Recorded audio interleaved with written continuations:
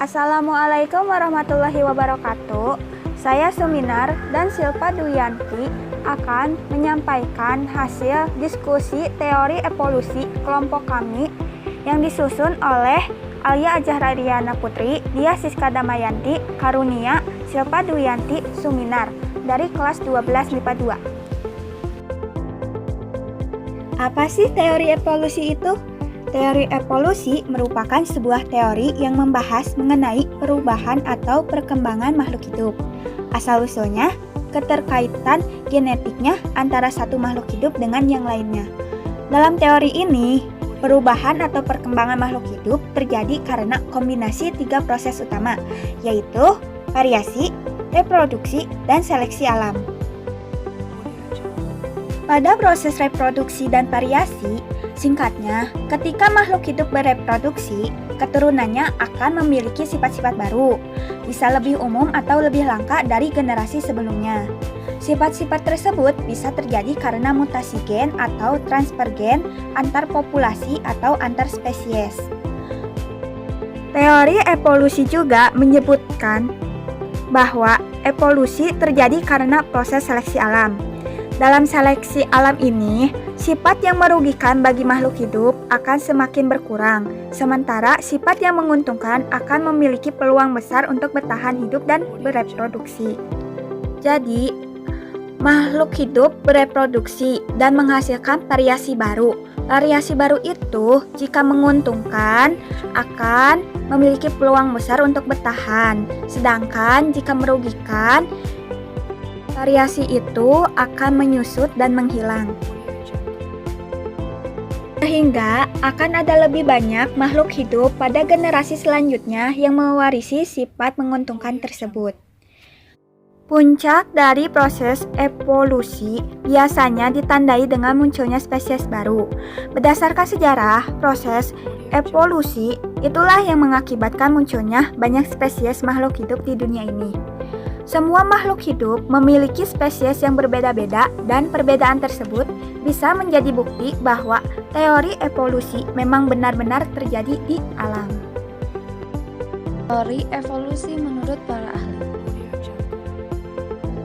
Teori Anaximander. Anaximander merupakan seorang filsuf alam yang lahir pada abad ke-6 sebelum Masehi. Ia berpendapat bahwa asal mula kehidupan di bumi adalah lautan. Maka dari itu, semua makhluk hidup yang ada di bumi termasuk manusia pada awalnya adalah ikan. Saat panas matahari menyebabkan munculnya daratan di bumi, makhluk hidup mulai berpindah ke daratan.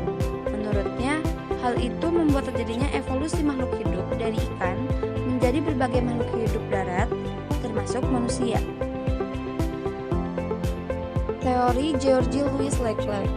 Teori evolusi George Louis Leclerc didasari atas pandangannya bahwa bumi sudah berusia sangat tua, yakni dari 7.000 tahun. Oleh karena itu, ia berpendapat bahwa makhluk hidup sudah ada dan berkembang selama masa usia bumi berdasarkan pergerakan migrasinya. Akibat dari pergerakan migrasi tersebut, makhluk hidup pada akhirnya harus beradaptasi dengan lingkungan barunya. Pola adaptasi itulah yang menyebabkan makhluk hidup berevolusi karena adanya interaksi partikel organik yang memicu perubahan pada tubuh makhluk hidup. Teori Jean-Baptiste Lamarck. Jean-Baptiste de Monod de Lamarck merupakan seorang bangsawan Prancis sekaligus ahli evolusi yang hidup di pertengahan abad ke-18. Ia memiliki 2 gagasan mengenai evolusi. Gagasan pertama berkaitan dengan bagian tubuh yang digunakan dan tidak digunakan oleh makhluk hidup.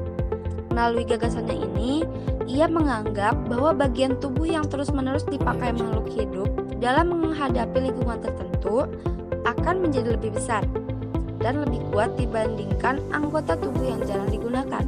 Sementara, anggota tubuh yang jarang digunakan akan mengalami kemunduran. Gagasan kedua Lamarck berkaitan dengan pewarisan sifat atau ciri-ciri yang diperoleh makhluk hidup dalam beradaptasi dengan lingkungannya. Pewarisan sifat atau ciri-ciri inilah yang memodifikasi organisme yang diperolehnya selama hidupnya. Teori evolusi jerapah menurut Lamarck.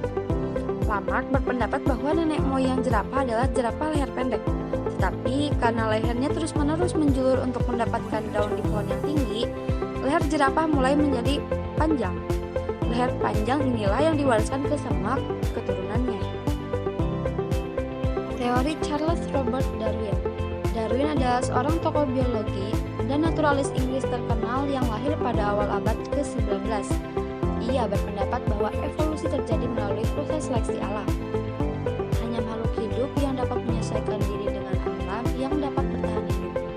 Berbeda dengan Lamarck yang menganggap bahwa jerapah pada awalnya hanya berleher pendek. Darwin berpendapat bahwa leher jerapah pada awalnya bervariasi. Ada yang berleher pendek dan ada yang berleher panjang.